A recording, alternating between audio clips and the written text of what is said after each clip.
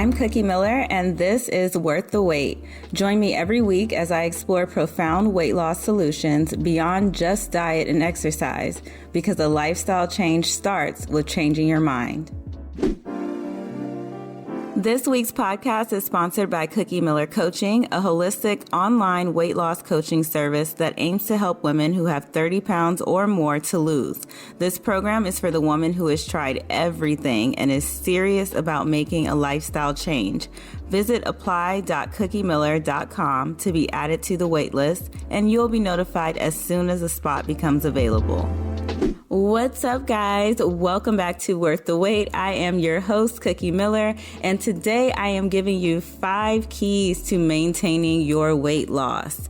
Now, one thing I think we sometimes forget is that maintenance is actually the most important phase of dieting, right? Because it is the phase that we end up being in forever, indefinitely, right?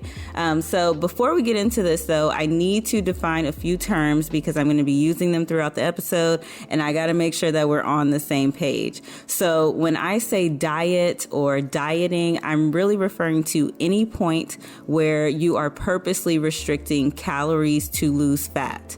Okay, so calories are going to be on the lower end, and you're probably going to be doing some form of exercise on most days. Now, when I refer to maintenance or maintaining, I'm referring to any time where weight loss is not the major focus. So you're a bit more lax, you're not super focused on the scale, and then you're working out maybe 3 or 4 times a week. So your calories are definitely higher than when you were in the dieting phase. Okay, so let's get into the tips. Tip number 1 is to use the 80-20 rule when dieting. So I know what you may be thinking, like, hold on, this is a diet tip, this is not a maintenance tip, but trust me, if you do not diet well, it will affect your maintenance phase. So I want you to look at this whether you're tracking calories or macros or even intuitive eating or following a meal plan. When you're doing something, you shouldn't necessarily aim to do every single thing to the T, right? This is a sign of perfectionism, which we actually talked about on the last episode. So if you want, you can go and check that episode out. It's all about how perfectionism can ruin your weight loss goals. But something that I do with my clients is I give them a window for their calorie or macro goals. So if their calorie goal is, let's say, 1,900 calories, then I am not looking for them to hit 1,900 calories on the dot every single time, right? I want them to aim for plus or minus 100 calories. That is the main goal. Now, if they have like a macro goal, macronutrient goal, and we're talking about protein in particular, and the goal is like 130 grams, then I'm looking for them to be plus or minus 10 grams of that 130 gram protein goal. Now, there is another way to look at the 80-20 rule, and I'm sure a lot of you guys have seen this or maybe even attempted it, and it's kind of like a forbidden term that I really don't want to say on the show, but cheat day. Right? It's having a cheat day. And the reason why it's the forbidden term is because I've just never seen it be successful long-term for anybody, and including myself, right? When I was on my own journey losing 80, 90, 100 pounds, that was not something that was successful for me. But I'm not just focusing it on myself. I'm thinking about the hundreds of women who I've coached at this point who have lost thousands and thousands of pounds totally. I just have not seen the cheat day really being something that works well, because a lot of people who have really major weight loss goals means that they got to that weight somehow, and then it's probably interconnected with emotions and emotional eating. And so when you go from, really trying to eat well throughout the week, and then you say, I'm going to have this one day where I can have whatever. Sometimes people like that, which would be me, people who are emotional eaters, that is really not realistic for us. But if you're someone who has a healthier relationship with food and feel like you can do that, then maybe that may work well for you. Okay, tip number 2, do not stay in the dieting phase for longer than 12 weeks. And I gotta be real. I actually think 12 weeks is too long, especially for people who have major weight loss goals, okay? So I hear it all the time on consultations. Someone has been able to lose weight before, but has not been able to keep it off. And they find themselves in this position where they feel like they're always hitting a wall. And unless they can be disciplined enough to actually take a diet break, they will continue to hit that wall. So am I talking to you? Are you the person who has tried and it's like you get to this one point where you've lost this amount of weight and then you can't get past that point? If so, this is where you want to listen up. So you may be dieting for too long, and also you may be dieting with the expectation that this one diet phase is going to take you to your goal. And truthfully, unless your goal is like, maybe 15 pounds or something like that, it's going to take you longer to do it the right way and to be able to get to a point where you can maintain the weight loss. So since you are not dieting for more than 12 weeks, but at the same time, you have a goal that's to lose more than like 15 or 20 pounds, right? And you have already gotten to this point where you've hit this wall, then what is it that you can do now? Well, this is where the diet break comes in. And the diet break is where you raise your calories to maintenance level for a set period of time after you finish a dieting phase to allow your body to kind of reset. And in doing this, you allow your body the necessary time to recover from the stress of dieting. And then you go back into the diet phase where you will start to see that fat loss again. Now, what usually happens and where people tend to get caught up is that you get into this dieting phase and you're losing weight and you're doing good and you keep going. And maybe you get to that 12-week mark and you're kind of just like not seeing it move. And you're like, what should I be doing? Should I be doing something different? Do I need to do something more?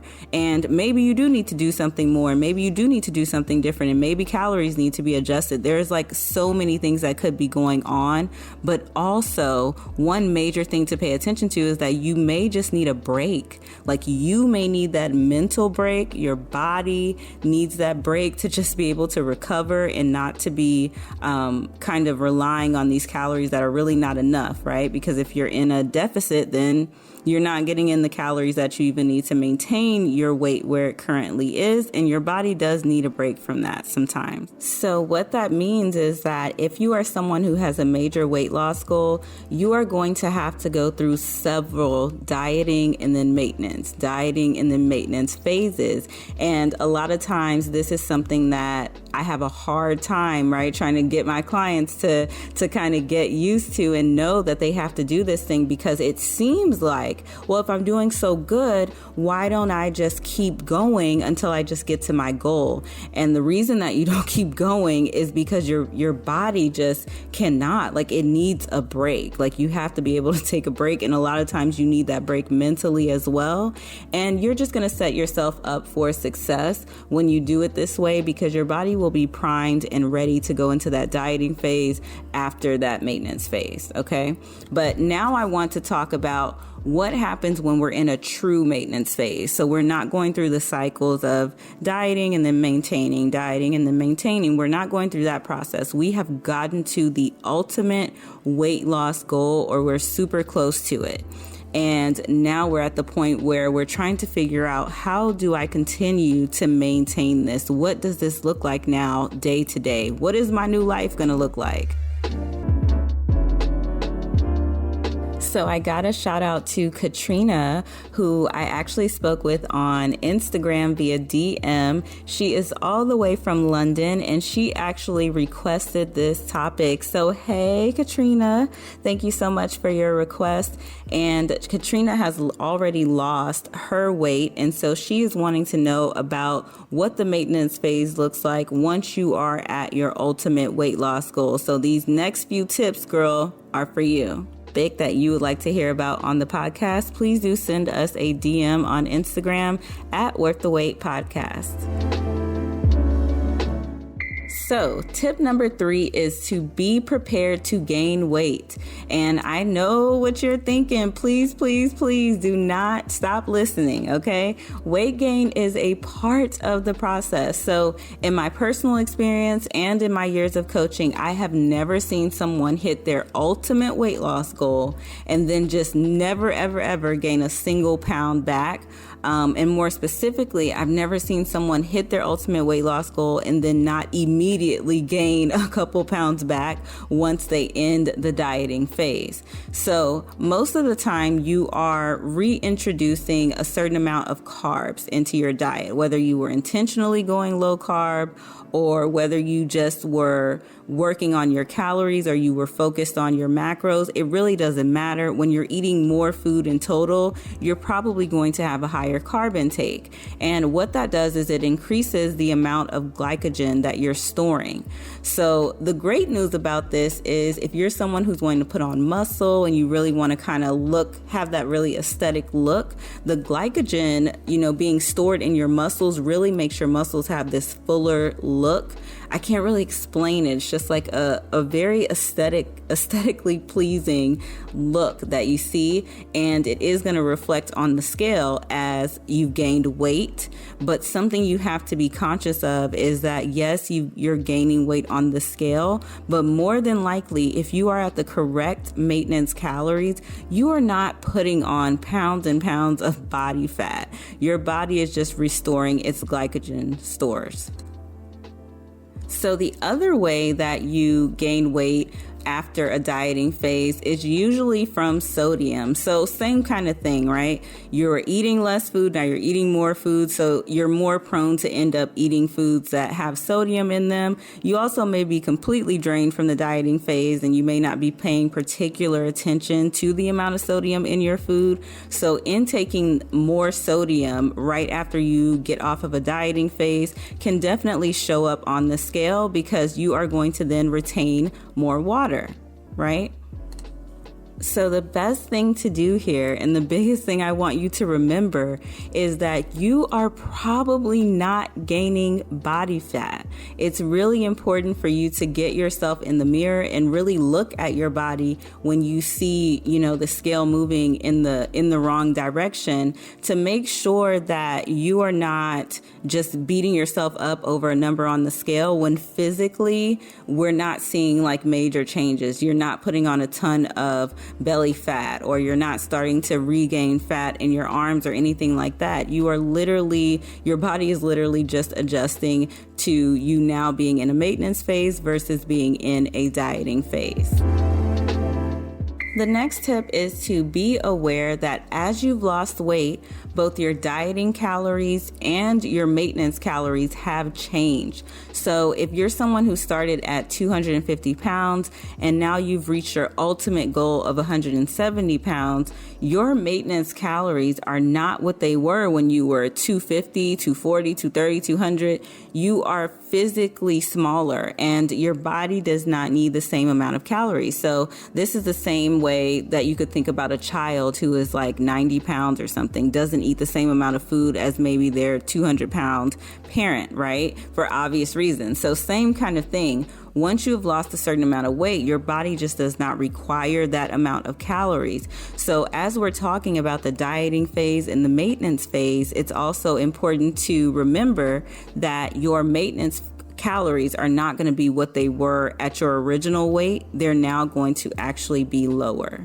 So what that means is that the biggest mistake that you can make is saying, okay, diet's over. Like, I'm just going to go back to eating what I was eating before. And I did this so much and was so confused back in the day about this. But you have to think of it as diet. You're not dieting just to be able to eat all the things that you were eating before. That is why you're making a complete lifestyle change.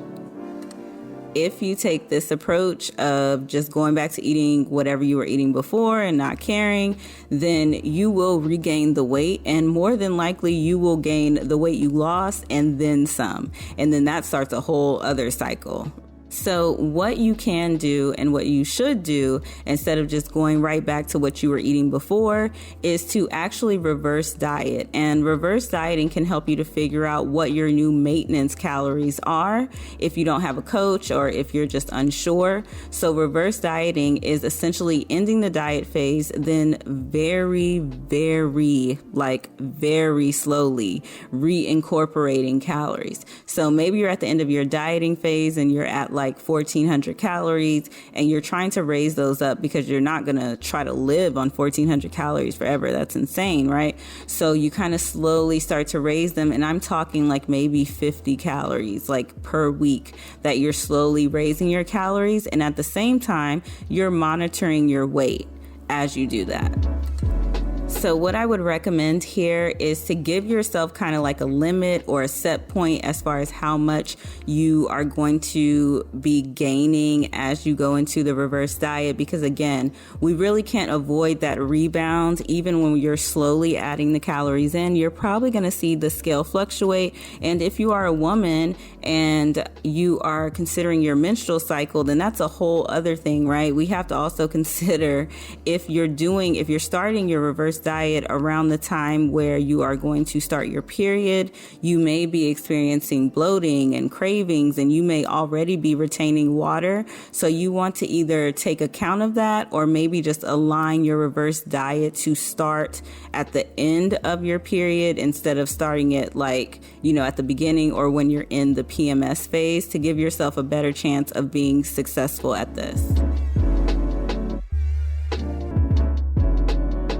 Okay, now this tip is super important. This is going to be the only tip that I'm giving that is not directly related to diet in particular, and that is to focus on getting stronger. So many people miss out on this opportunity right here when they go from the diet phase into the maintenance phase. But this does apply in both phases, but just especially when you're in the maintenance phase because you're not in a caloric deficit. You have more energy. You're eating more food. So this is the best time for you to really get in the gym or get in your home gym and try to go for a PR, try to go for a personal record. That means try to hit or lift a heavier weight than you have before, right? Trying some slightly heavier dumbbells, or maybe you have always done 10 reps and you can start aiming for 12 reps or 15 reps, but trying to increase your strength in some way. This is where you're able to really recomposition your body. So a lot of the time, some people will really push to lose more weight, and they may not need to lose more weight. They may just need to focus on recompositioning their body. But that is like a whole different podcast that I'll have to do at a later time. Please let me know if you guys would like to hear more about recomping. So how can you maintain your weight loss? Well, we've learned that it starts with how we diet. So dieting using the 80-20 rule, not dieting for longer than 12 weeks, being ready to gain that scale weight and knowing and being confident that it is not body fat. It is probably just water weight that you're putting on from reintroducing carbs or just having more sodium that you're intaking. The next thing is knowing that your maintenance calories have changed and then focusing on getting stronger. So listen, I know that was a lot of information. I highly recommend saving this episode so that you can reference it when needed. But thank you guys so much for listening to Worth the Wait. If this episode or any of our episodes have helped you, please consider leaving us a review. That helps out the show so very much. You can also take a screenshot, guys, and tag us on Instagram at Worth the Wait Podcast. Tag me too at Cookie Miller, and we will make sure that gets reposted on both the podcast page and on my page. So that's all I got for you guys this week, and I will talk to y'all next time. Bye.